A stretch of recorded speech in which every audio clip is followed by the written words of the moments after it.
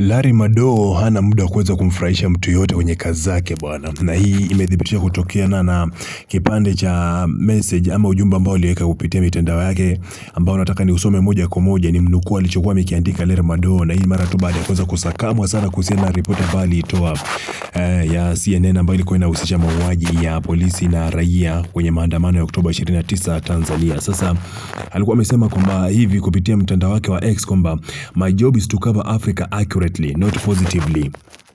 Tafsiri yake ikiwa ni kwamba kazi yake bana ni kutoa taarifa ambazo zina ukweli na uhakika ndani yake, lakini sio kutoa taarifa ambazo zinaleta mtazamo chanya kuhusiana na Afrika. Sasa hii inakuja mara tu baada ya Gerson Msigwa kusema kwamba vyombo vya habari vya nje ya Tanzania vinaichafua Tanzania.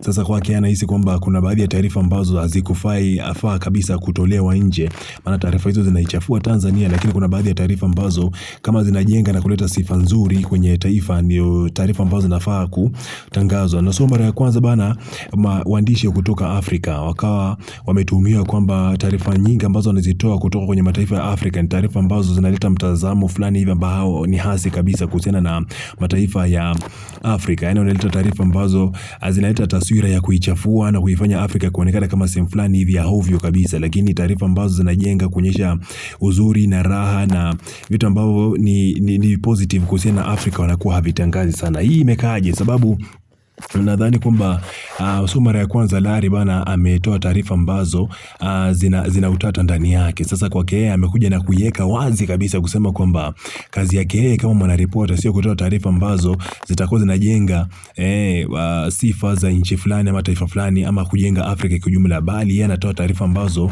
ni za uhakika, yani taarifa ambazo ni sawa, taarifa ambazo hazina uongo ndani yake. Yani accuracy ndio kitu ambacho anakizingatia. Sasa kama taarifa ni mbaya na ichafua Afrika, inaichafua taifa lote la Afrika, lakini taarifa hiyo ina ukweli ndani yake, yeye atatangaza. Na kama taarifa labda ina kitu ambacho kinaijenga na kuipa sifa Afrika kama taifa lote la Afrika, na taarifa hizo zina ukweli ndani yake, ataripoti. Sasa kwake yeye hazingatii kujenga taswira ya uzuri ama ubaya wa Afrika. Anachokizingatia ni ukweli na uwazi wa taarifa ambazo atakuwa amekutana nazo. Sasa hii nadhani kwamba ilikuwa ni jibu la moja kwa moja kwenda kwa Gerson Msigwa, lakini pia sio mara ya kwanza Larry anakutana na tuhuma za design. Nadhani kwamba ameamua kuja na kuyaweka wazi kwa watu wote ambao walikuwa wanahisi kwamba amepata nafasi kubwa ya kuripoti katika kituo kikubwa sana duniani, lakini hatumii nafasi hiyo kuweza kujenga picha na taswira ya Afrika vizuri kwenye platform ambayo inatazamwa na inaangaliwa na dunia nzima. Sasa yeye amesema kwamba hazingatia hayo yote. Sasa unahisi kwamba una support, unasimama upande wa Larry Madowo kuhusiana hiki ambacho amekisema,